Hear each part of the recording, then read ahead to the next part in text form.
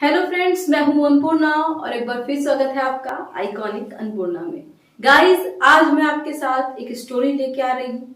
वो स्टोरी एक रियल है, एक सच्ची घटना पे आधारित है। आपको मैं बता दूं कि एक स्टोरी किसी के साथ भी ताल्लुक रख सकती है क्योंकि ये सच्ची घटना है। और जो घटना मैं आपको बताने जा रही हूँ, इससे पहले स्टोरी स्टार्ट करूं, मैं आपको बता दूं कि ये जो स्टोरी है एक पर्सन के साथ ऐसा हुआ है, रियल इंसिडेंस है। और ये भी कहना चाहूंगी कि जिसके साथ होता है ये केवल वही एक्सपीरियंस कर सकता है। तो स्टोरी स्टार्ट करते हैं। ये है मध्य प्रदेश जिले के एक रीवा शहर की। रीवा शहर में एक लड़का रहता था, नाम है राज। वो रीवा शहर का था और उसका जो गांव है, नानी का गांव है, जो नानी का घर है, वो सतना जिले में है। सतना जिले के आप बोल सकते हैं गांव का नाम है दलदल। वहां पे रहते थे नानी लोग उसके। तो वो हमेशा गर्मियों की छुट्टी में, जैसे सबको यहाँ जाते हैं, नानी के घर जाना है, मामा के घर जाना है, जी हाँ, बस उसी तरह वो रूटीन उसका हमेशा फिक्स था। स्कूल की छुट्टियां हो, नानी के घर जाना है। और हमेशा नानी के घर में केवल वो नहीं, उसके मौसी के बच्चे, उसके मामा के बच्चे, सब लोग इकट्ठा होते थे और खूब ढेर सारी मस्ती किया करते थे। एक बार की बात है, सेम वही सिचुएशन हुआ। एग्जाम खत्म हुआ, छुट्टियां आई गर्मी की, और राज नानी के घर गया। जब नानी के घर गया तो इस बार थोड़ा सा माहौल चेंज था। जो इस बार राज को एक्सपीरियंस होने वाला था, वो राज की जिंदगी बदल देने वाला था। जो राज कब एकदम निडर था, किसी चीज से डरना नहीं, इस बार उसे डर क्या होता है वो पता चल गया। बस कहानी ऐसी ही है। नानी के घर पहुंचते हैं राज और हमेशा की तरह अपने भाई बहनों के साथ खेलते हैं। एक दिन बीता, 2 दिन बीता। नानी ने मना किया कि बेटा घर से बाहर नहीं जाना है, तुम लोगों को दोपहर के 12 बजे के बाद घर से बाहर नहीं निकलना है। अब ये बात आप सोच सकते हो कि कोई बड़ा अगर किसी चीज को मना करे, ये काम नहीं करना, बच्चे क्या करते हैं, वो काम ही करते हैं। और ये चीज हुआ राज के साथ। जैसे उन्हें मना किया गया, दोपहर के 12 बजे आपको घर से बाहर नहीं निकलना है, और खासकर आम के बगीचे पे नहीं जाना, जहां उन लोगों का हमेशा खेलने की जगह होती थी। राज को ये बातें क्लिक कर गई। बाकी भाई बहन कोई नहीं गया। दोपहर का टाइम हुआ, 12 बजे, सब कोई खाना पीना खा के अपने अपने रूम में रेस्ट करने लगे। राज को नींद कहाँ आने वाली, अब वो रेस्ट कैसे कर सकता है। उसके दिमाग में केवल एक ही बात घूम रही थी, हम तो हमेशा जाते हैं, तो 12 बजे के बाद क्यों नहीं जाना, और ऐसा क्या है। राज के मन में बहुत सारे सवाल, और ये सारे सवाल लेके राज इधर उधर देखता है। घर में साइलेंट है। राज चुपके से घर से बाहर निकल जाता है। और जो आम का बगीचा होता है वो हमेशा गांव से थोड़ा सा बाहर होता है। गांव में सबके घर आसपास जुड़े हुए होते हैं, एक भाईचारा होता है, उसके बाद सबके बगीचे लगे होते हैं। और एमपी यानी मध्य प्रदेश में आम तो बहुत सारा होता है। गांव के बगीचे में मतलब आम के पेड़ होने ही होने, बहुत सारे पेड़ थे। राज चुपके से निकलते हैं, सोचते हैं कोई बात नहीं, घर में ये लोग सो रहे हैं, भाई बहन अपना रेस्ट कर रहे हैं, बाहर तो कोई दोस्त मिलेगा। राज इसी जो सोच के साथ है वो जा रहा है।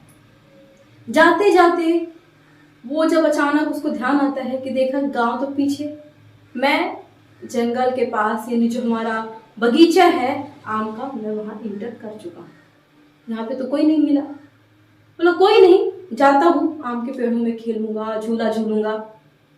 एज थी राज की, जो एज थी वो मैं आपको मेंशन कर देती हूँ, वो 10 से 15 साल का बच्चा, बस खेल कूद के उसमें चल देता है।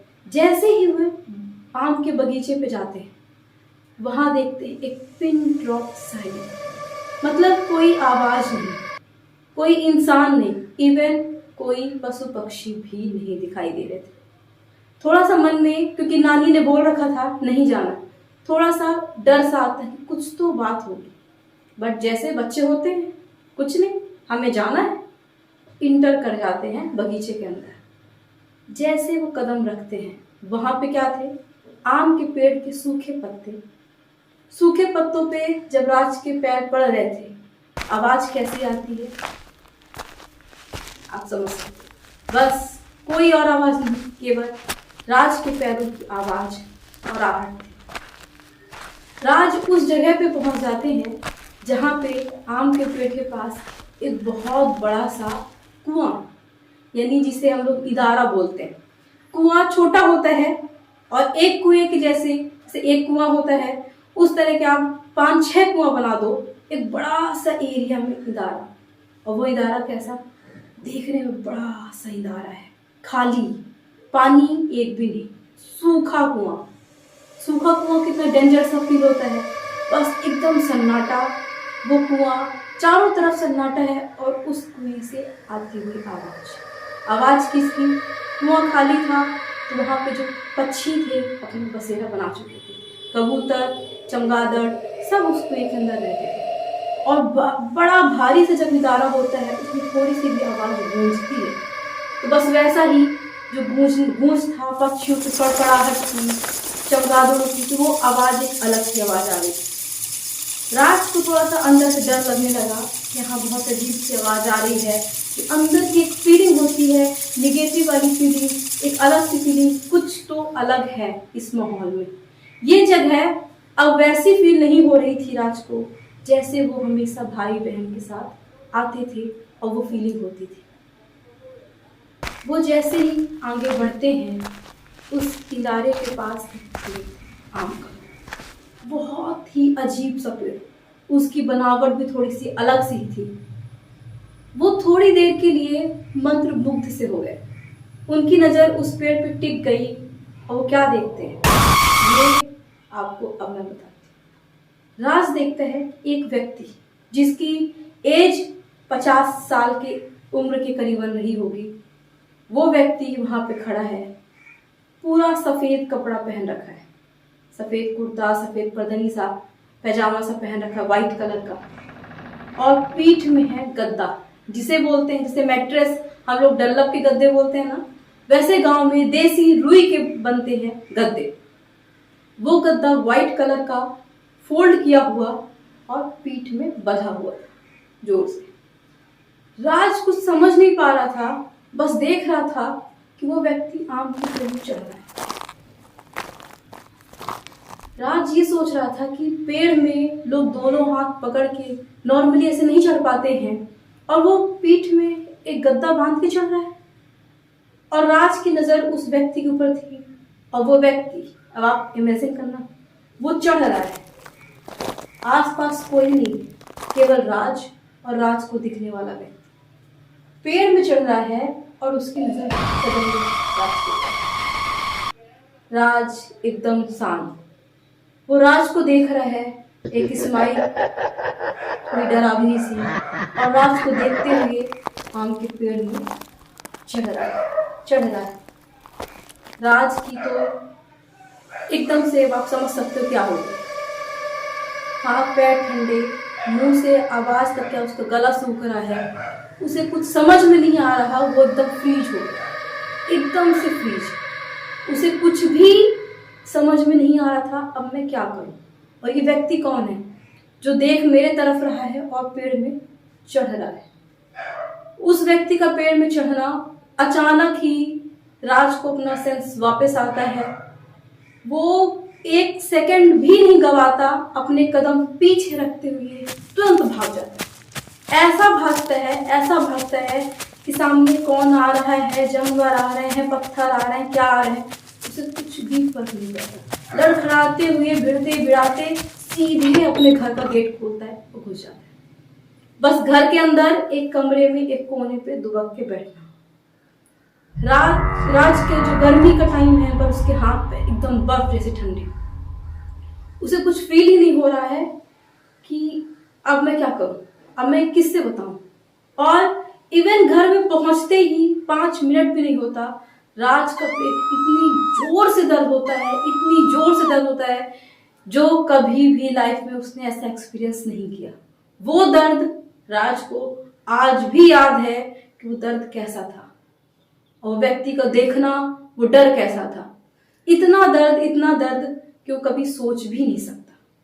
उसके बाद दवाई करवाई गई, घर वाले लोग देखे कि राज कितना दर्द से तड़प रहा है, कुछ बोलने की हिम्मत नहीं हो रही उसकी, बस दवाई पे दवाई करवाए जा रहे हैं, सुई लग रहे हैं, यानी इंजेक्शन लग रहे हैं, बॉटल चढ़ रहे हैं, डॉक्टर चेकअप कर रहा है, कुछ भी असर नहीं कर रहा है। ये सब देख रही थी दूर खड़े हुए उसकी नानी।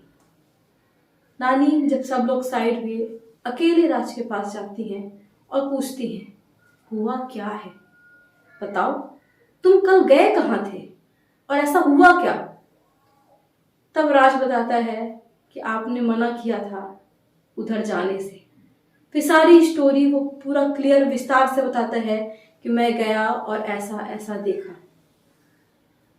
नानी को सब चीज समझ में आ जाता है। नानी गांव के ही एक तांत्रिक को बुलाते हैं जो बहुत ही फेमस थे इन सब चीजों में। उनको बुलाया जाता है, राज से वो बात करते हैं। जब सारी सिचुएशन उन्हें समझ में आती है तो वो अपने भगवान की, अपने इष्ट देवता की जिनकी पूजा करते हैं, उनकी एक विभूति लेके आते हैं। विभूति में मंत्र पढ़ते हैं और मंत्र पढ़ के राज के ऊपर डाल देते हैं। जैसे ही उनका मंत्र खत्म होता है, वो विभूति राज के ऊपर पड़ती है, दर्द गायब। 1 सेकंड भी नहीं लगा, दर्द एकदम गायब।